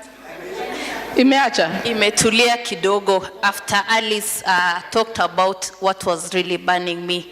I think we are all CSOs here, and there is this issue of boys. Our boys are endangered, by the way. Anytime I attend our gender meeting, we're always talking of girls, women, and maybe people with disabilities. But in rare cases, do we talk about boy child? And we are losing our boys every day. I think there's a need of us as CSOs. Let's start programs to support our boys. Let's create spaces where we can gather them and have a conversation. They need to be guided. They need to be mentored, just as girls are empowered. Girls are so empowered nowadays. I was watching something on Twitter, and it was a Mugidu night, I think. That's how you call it, Kikuyus. And that Mugidu night, it was 80% women. So everyone was wondering, where are men? Sawa sawa. So guys, let's change this conversation. Let's start a conversation of how to empower boys. What do we do? Elimu yetu coalition, mtusaidie. Please, that is really burning. I'm a mother of boys, and I know it's bad. Where we are heading is not good. Sawa sawa. Yeah. Thank you. That was a way forward. So rapporteur, kindly note that it was like a way forward. And I think our time is over, and we need to have. Yeah, continue. Yes, mimi nashukuru sana kwa zile sauti ambazo zimetoka katika county. I appreciate work ambao wamefanya katika masuala mambo agenda. Kwa taarifa pia moja hapo ambao tumeweza ongeza sasa, we have already launched the SGBV policy. Yeah, we have the SGBV policy in place. Then also we have also done toll free, a number that we having toll free there, and we are also giving out the P3 forms free for SGBV P3 forms and filling them free in the hospital. What form? P3s. Oh, okay. P3 forms. Yes, sasa tumeona kwamba it's a challenge kwa nini hapa. Then in terms of sustainability, we have already allocated some fund because for SGBV in the budget. So when the project phase out, now we can go on with the budget that we have allocated by the county government. Thank you. That's wonderful. Hey, let's appreciate these people. Already work on the way forward. No, patia hawa kwanza waache kubana. Unajua wanaweza chomeka watu, si ndio? Yeah, they are burning. Asante sana, Brenda from Kakamega County. My sister who just talked about the boy child, when I started raising my hands, that is where I was. I want to say that allow me to stand up, during these 60 days of activism, we've had different activities on the same, and as we can all, or we were all done our observation, you'll realize we are much more focused on girls, and we've left the boys, and they are the main perpetrators, right? So I want to read just one or two of my going around with boy child, what I came across. I'll not give the context. My name is so-and-so. I've been suffering through masturbation since 2021, and I need help. I'm a Form 2 student in this day school, and the contact is there. That is a boy child. Meaning when this boy child is masturbating and cannot get means to masturbate, definitely this boy will end up doing something like defiling. I'm a child who has been brought up by, this is another one, I'm a child who has been brought up by a single parent, and I stay with my mother. But sometimes when I look at my mother, I lust at her. I need guidance so that I can focus in education. So just one among the many, in fact this one we were doing it when we were doing the session with the boys, and we really wanted to know what are the challenges that boys are going through that maybe drives them to sexual abuse. On that note, we realize that we have forgot men, and these are the people who are the main perpetrators. If I were not to be here today, we were closing up our programs today through the police cells and then through the Kakamega prison, because that is where we are. And it didn't stop the program to continue. My teammate on the ground in the morning, they did it at the police cells, and then those who are being brought in court, just to talk to them and understand why they are the main perpetrators. Because if you stay in a court or you run in a court, you'll realize it is only one woman who will be brought among 10 women. I can see you are standing up because of time, but allow me just another 1 second on the same. We need to create forums for boy child. They need to understand the repercussions of making many school dropouts. Who are the dropouts? Boy child or girl child? Who are the dropouts? Girl child. It is the girl child who drops out. And who is the cause of a girl child to drop out? It is the boy child. So it is a two-way traffic where, as much as we are focusing on girls, we must also get back and draw a line back to the boys and see to it that tuwalainishe. On that same note, God has blessed Sambrin. We have put up a safe space for children who are dropping out of school, that is in Kakamega County, because this year alone, 18 cases were acquitted, reasons being PW1 could not be found to testify, wanatoroshwa. So we have set up a safe space specifically for sexual gender-based violence that will support our children on the same. Thank you. Thank you very much. Kindly allow me to point out this one. Let's come back to our meeting. We are talking about decreasing barriers to adolescent girls.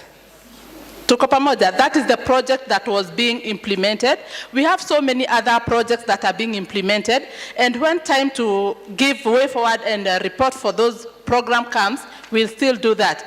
But currently what we are discussing, it is this project that was being implemented with the topic decreasing barriers to adolescent girls. So kindly, and again, let's not give our way of things. I'm requesting this. We have a rapporteur who is pointing me.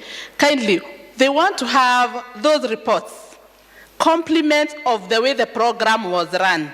And if you get a mic, I'm kindly requesting you, take a minute or two at most.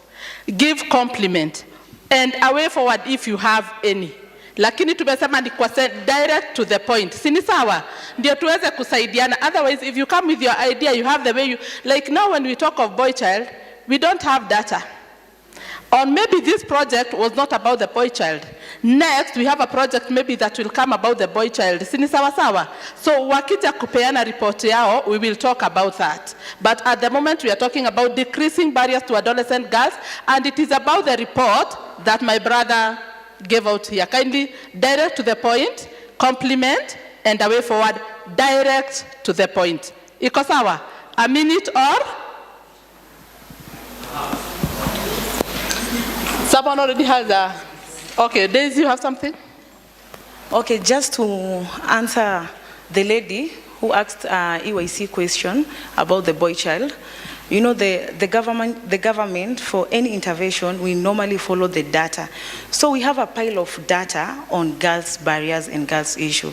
That's why we have the project, and that's why we have the KPIL, which is all about the inequalities. So for us to come up with the boy child, it's just a request that maybe the boy champions or maybe other organizations to do a research based on gender, not on boy or girl, so as we can at least have a reality of what is in the ground for us to come up with those kind of interventions, because we are following data. Thank you. Thank you, thank you. Okay, my name is Dennis from KICD County. Mine is an emerging issue. Tumeongea juu ya gender, but we have non-binary gender. Those who we can never classify whether it's a girl or a boy. They are hermaphrodite. Where do we classify them? because they are already ignored completely. They are not catered for. So that is a factor. Another factor on the gender is gender fluids. Those who change from, they are weakening from one sex gradually to the other. They should be catered for. Thank you for that. Asante. Now from there, naona masaa yenye nilikuwa nimewekea hiyo imeisha. Now let me give directions. Ni sawa sawa? Ninakupatia niwe unakujiwa next. Kindly. So what I'm saying is, from now there, at least we've received enough compliments, I guess so, for our rapporteur. Now, we want to have the way forward. Suppose, just in case, wewe funga tu macho, just imagine, umefunga macho? Funga tu macho. Imagine, hii program imesemekana inaendelea. Are you imagining that? Ojo umeniangalia, you can't imagine, utakuwa unaniona. Funga macho, imagine. Program imesemekana inaendelea. How would you like us to do it? Or what would you wish us to do? Are you getting me? The way forward. Or what do you think we should do? Kuna kitu hatu kufanya and we were supposed to do. Or what advice would you give EYC or the team to do? Tumeelewa swali? Yes, the way forward. A point. Inaenda straight to the point. I like the way he has highlighted his point. Direct to the point. Story ni baadaye. Ni sawa. Don't explain too much. Niliambiwa jana, these are educated people. My educated friends here will elaborate for themselves. So, to a point, direct, because we have so many people who have the points. Thank you, Jasper from Nairobi. Three things that were actually very positive in that. One, there was actually positive parenting. It really touched me, done by Bungoma. Congratulations for that, and that is where we need to start. There is an issue of involving cultural custodians in Narok. That is commendable, and that is the way forward. 3, Tana River.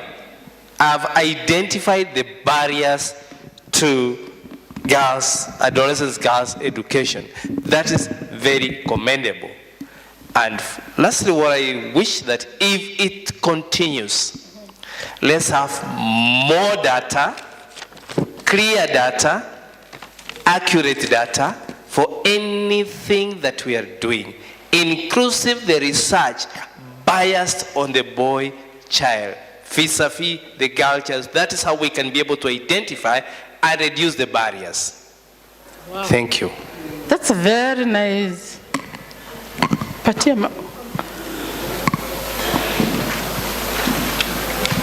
Mary Martini from Nyamira. I want to challenge you people trying to stop FGM. Yes. To go deeper and do research on or to go deeper and dig into why a people could value such a harmful practice. What is it that is behind this practice that is making even the elders to hang on and hold on to it? And what value do they really think they are losing by cutting somebody's physical whatever? If you go into the background, dig into what is really behind this, maybe it might be easier to eliminate. I'm talking about this because even in cases, on the outside they will pretend that they have stopped, but underground, underneath, the practice is going on. Even under the clinical, the hospital, and so we need to go deeper into the roots of this cultural practice. Thank you. In order to uproot them. That's what I would want you to aim at next. Point home, that means that's about research, sindio? Yeah, that's about research. Thank you. Na kama ulikuwa umeinua mkono mbeleni na tukakupatia nafasi, we want to give you again kindly. So if you had given your views, don't expect to get yeah. I'm Felicitas from Baringo Sen. Tuseme kama hii nini inaendelea, I'm talking about way forward, sindio? Yeah, way forward. So I want to be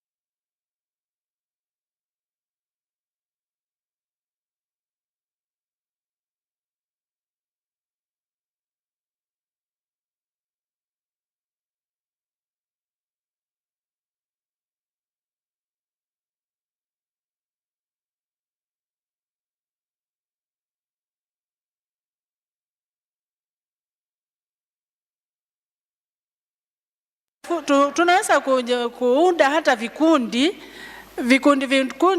we start dispute resolution committees, tuendelee na kupigania, sababu ukiangalia sasa unaona wamama wengi wameuawa, wazee pia wameuawa, vijana wanaendelea na kuua wasichana, so si lazima tutafute the solution. Thank you. Okay, thank you very much. Just to remind you people that we are giving way forward in case project about decreasing barriers to adolescent girls in school, in case that project continues. Sawa sawa? The way forward. Be so specific. We are dealing with this project. Ni sawa sawa? So if you are giving views, it is about decreasing barriers to adolescent girls, education and skills. Tuko pamoja? Yes. Okay, asante sana. Naitwa Dorothy Chebet toka Baringo. Ili kusaidia wasichana waweze kuendelea bila matatizo, kwa sababu matatizo ni mengi. Pia tutumie kusukuma sheria katika kaunti zetu kupitia bunge za kaunti. Kama tulivyofanya sisi elimu kwanza initiative, tulisukuma bill hoja ambayo ina linda wasichana ama ya kijinsia, gender based violence bill 2022, which is now the gender based violence acts of Baringo County, after being assented to by the governor. So now Baringo County, through Elimu Kwanza initiative, after sponsoring the bill in the county assembly, that's one of our highlights as an organization, to come up with laws and policy frameworks that remove barriers and strengthens the law to protect the girl child, so that the barriers that prevent them from seeking justice in the corridors of justice becomes strengthened by the county laws and by the national laws and the international protocols, like the Maputo Protocol,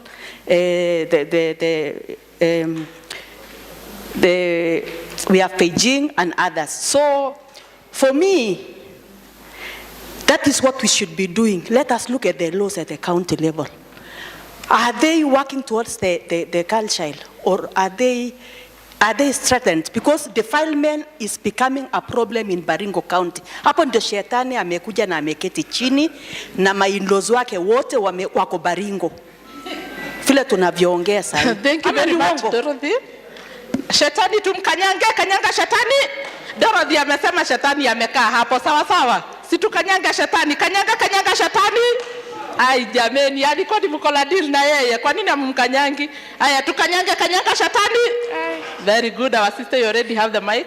Okay. Good afternoon. This is Domitila Nyango Kemo, Vihiga County.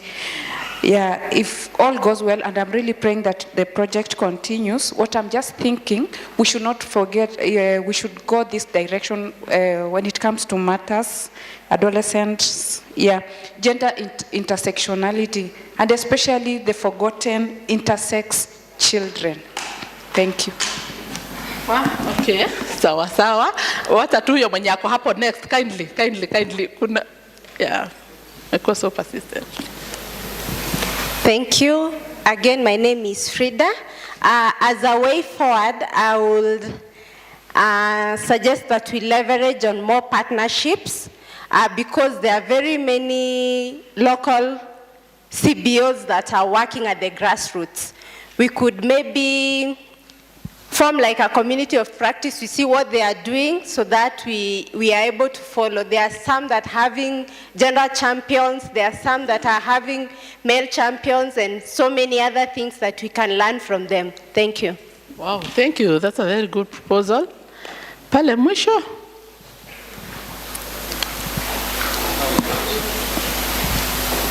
Okay, thank you. My name is Desta Makoba from Busia County. And I want to, as a way forward, I want you to advocate for the girls with mental disabilities.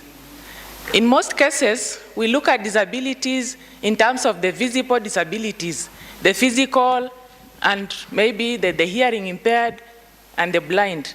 But we have hidden disabilities of the mentally disabled children. And in most cases, when it comes to gender issues, those are the victims of maybe the gender-based violence. So maybe we need to put more efforts so that we can help these children, especially when it comes to positive parenting, and we should also support the parents. Most parents don't know what to do when it comes to their girls. When we walk in our streets, we see so many adolescent girls, some of them pregnant, some of them with children, and when you make some follow-up, you realize maybe these children had some mental issues. So let's support them, and let's spread the gender issues across our nations. Thank you. Wow, thank you. That's so good. About mental issue, honestly, it's a thorn in our flesh. Mental issue is a thorn in our flesh, and I think we should think about that. Teresia Mumbo is my name, from Makueni County. As you deal with the gender issues, we cannot forget this burning issue of drug and substance abuse. Most of our teenage girls are getting to drugs. And the moment you get into drugs and you don't have money, and some of these drugs you cannot stay without, they have to be defiled, because now who will give you money?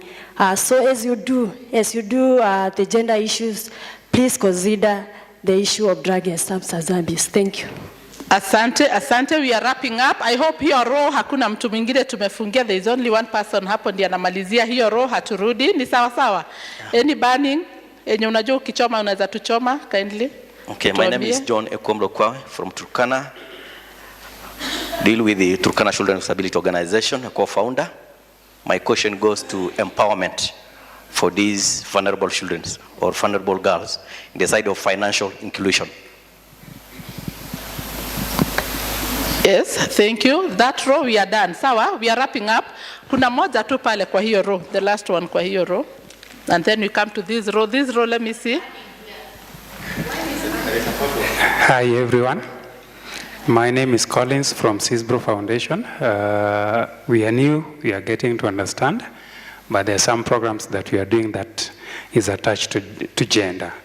So as I've been listening, one thing that we have to take for all of us is that we have to start doing what we call community-driven solutions.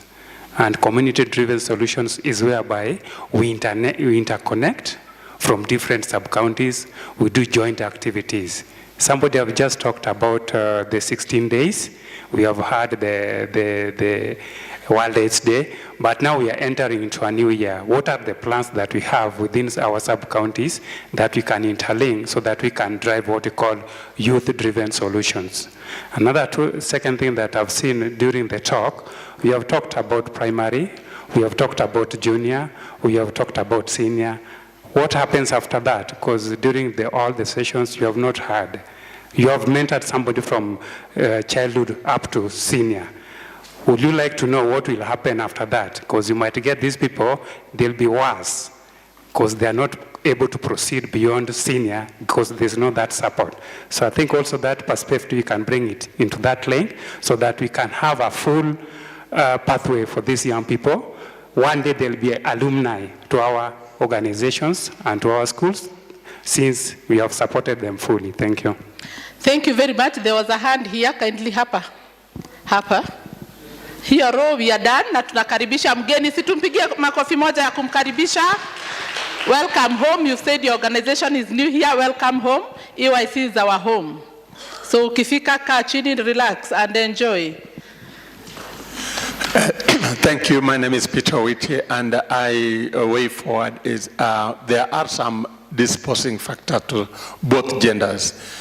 The policy of, it's not a policy, the practice of chasing away children from school because they have not paid some fee. So when they are going home, they are exposed to, they go home slowly, they don't have self-confidence, and others end up not really even reaching home. And that again increases some other predator or barriers to those adolescents. Thank you. Thank you very much. We don't send them. We don't chase them. We send them. Sawa? So we don't chase. Kindly use a better, at least don't want to go, so you are chasing. You send them. Okay. Okay, good afternoon. My name is Lilian Onyango. Mine is just to tell the group that let's have more documentary than paperwork. Because documentary speaks a lot and people see what the reality is all about. Yeah. You see, like now we are just talking, giving our points, talking about what is happening. But when we go home, we forget. But something will always be triggering and it will be coming back. But when we watch a documentary, it will stick with us and it will force us to do something as quickly as possible. And then another one is to West Pokot. I don't know what they are doing about the Kwara dance, because this is what has been causing a lot of mayhem with the adolescents in West Pokot. What are you people doing there? So as a way forward, Kwara dance, you people, you should know what to do with Kwara dance. EYC, mukisupport hao watu mkwe specific. Kwara dance, wajue vile watai sort out. Okay, a quick one. Way forward.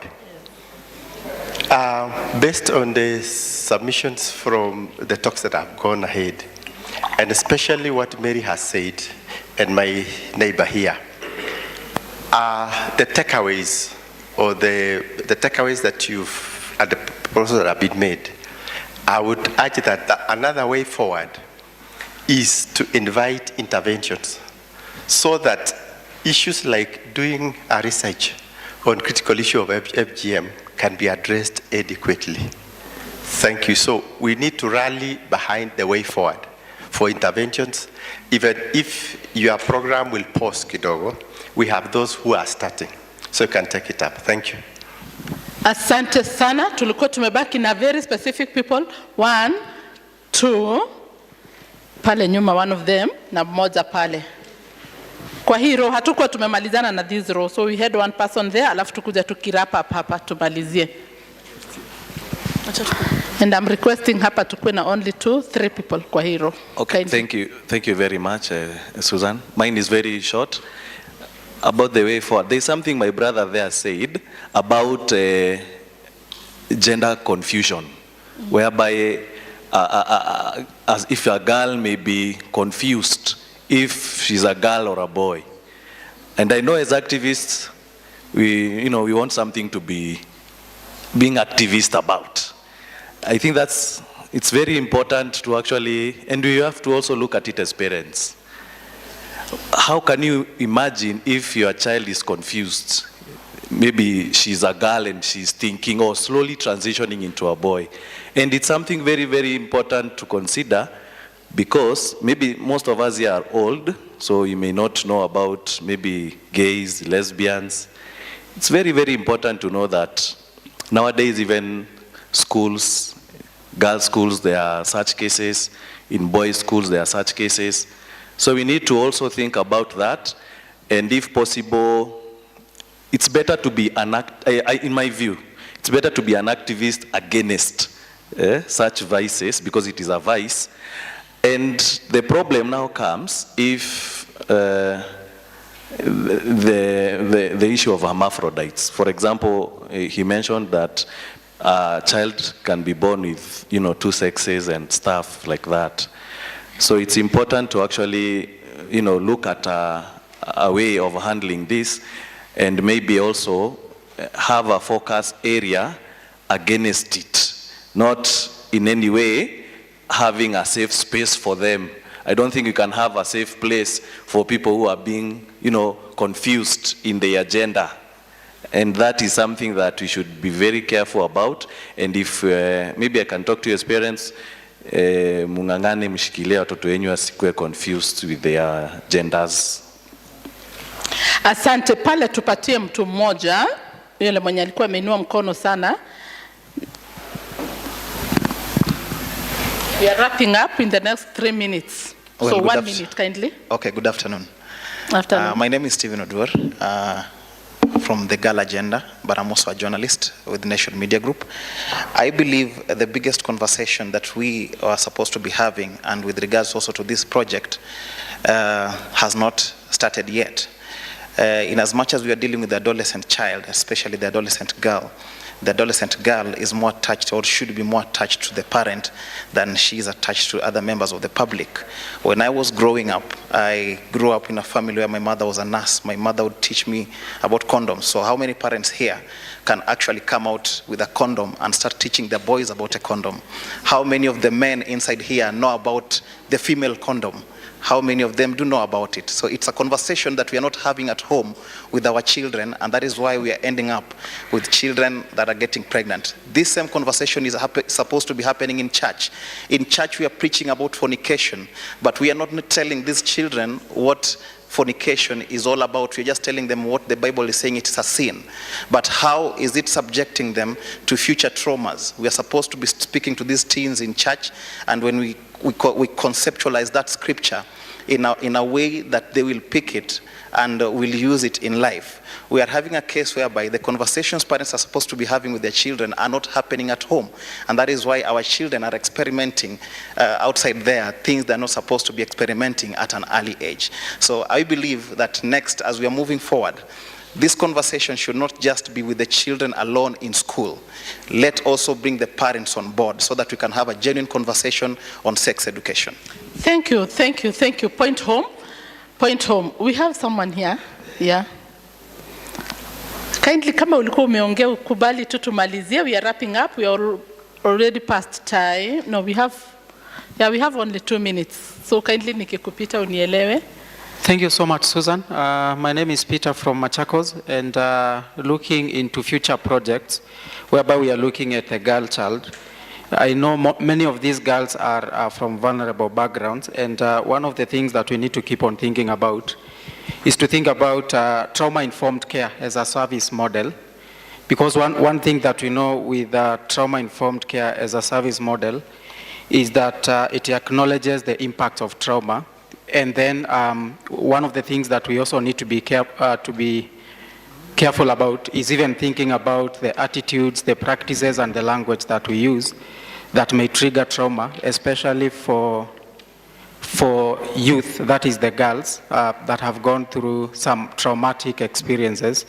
So it may be important to think about engaging the community and also the families to conduct a sensitization on trauma-informed care so that they understand the effects, the impact of trauma, and how they can avoid re-traumatizing their children.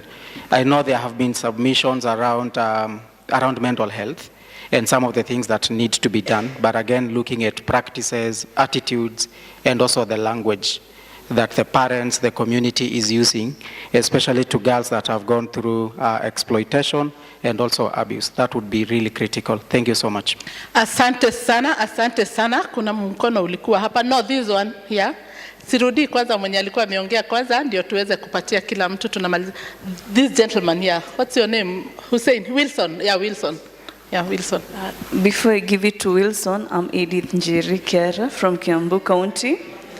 I had a point also. I had lifted my hand.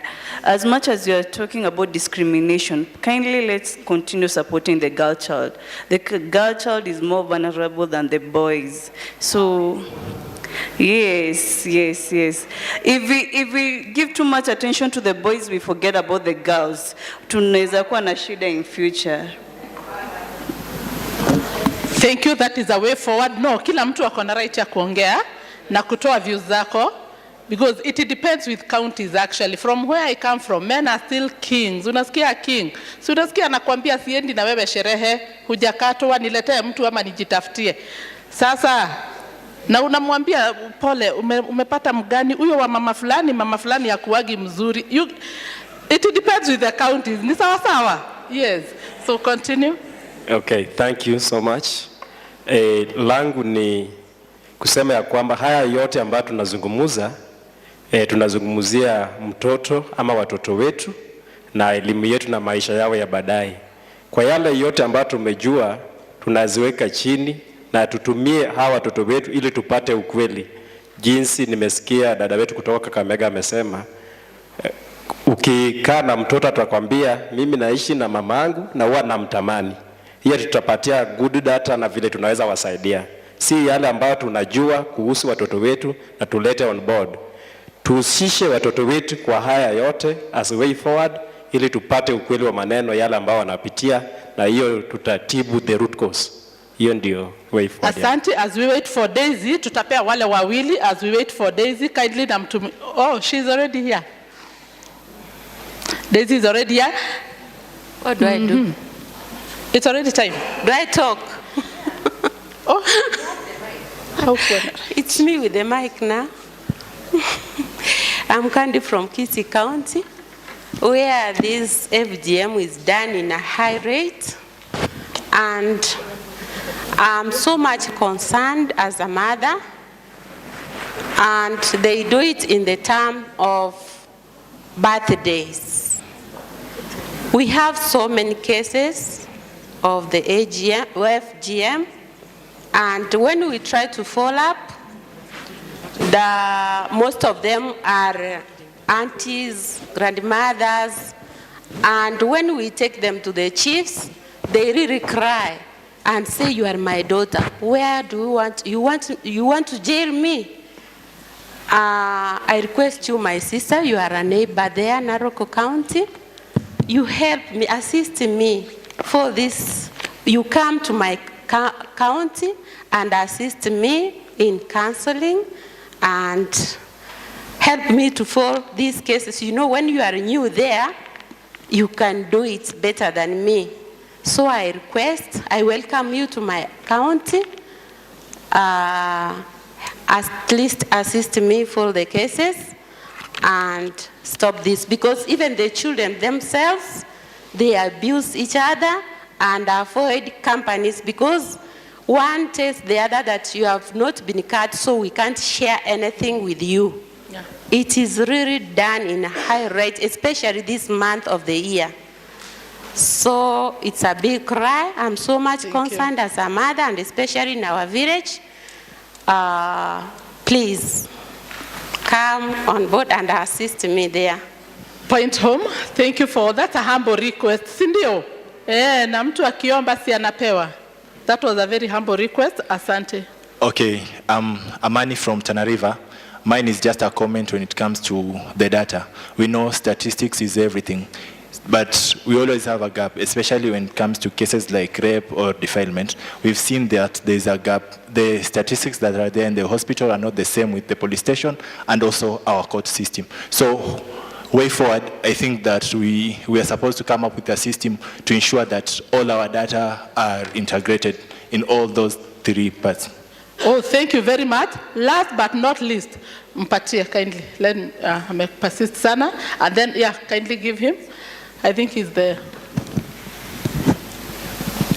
Asante kupata fursa hii tena.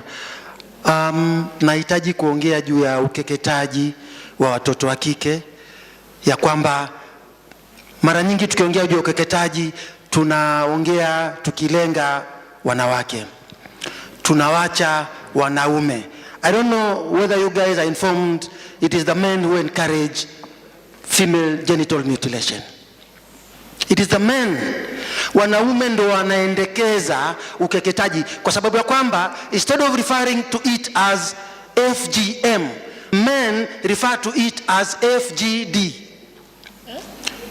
Okay, D. Meaning? What is the D standing for? Decoration. Wow. Yes. I've worked and lived in areas where FGM takes place so much. Tana River, Wajir, Garissa, Samburu, mention them. Ni wanaume wanaendekeza zaidi kuliko kina mama. Kwa hivyo wakati wa kujaribu kuzuia ukeketaji wa watoto wa kike, zaidi tusikose kulenga wanaume. Mpaka wanajifananisha wanaume. Mwanaume anasema mtoto wa kike ambaye hajatairiwa, hajakeketwa anafanana na mimi. Asanteni. I can't believe at the female genital what? Decoration.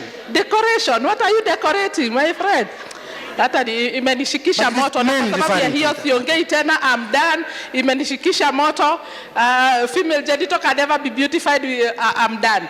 Simbarikiwe sana. I want to give my brother to finish up that part.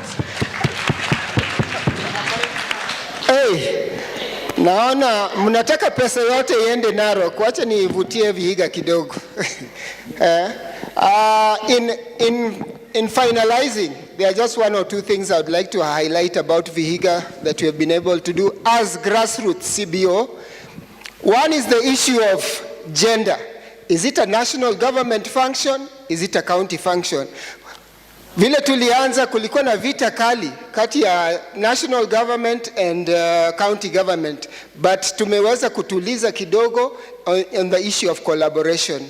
Ya pili, tulipitisha county SGBV policy na imeharakisha maneno ya prevention and response. Among the positives we have the county GBV rescue center that has been established, and because we now have a policy, there is a possibility of budgetary allocation to the SGBV center. In this financial year, I think the county allocated 5 million to the GBV Rescue Center, which is a positive. And in finalizing, let me also talk about the issues that widows are facing. Even as we look at sexual violence, there's a lot of disinheritance and also widow eviction going on. And these widows, si wako na watoto, these children are also affected. We petitioned the county assembly to have intervention for the widows. And before the next AGM, I am confident we will have a widows protection bill in Vihiga County. Na kwa hayo yote, tupate mtu wa kuombea lunch. Asanteni.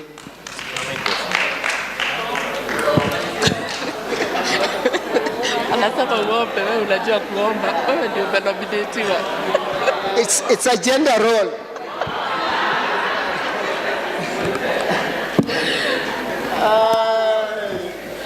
Okay, shall we pray? Very good. At least we have our mother who wants to pray for us.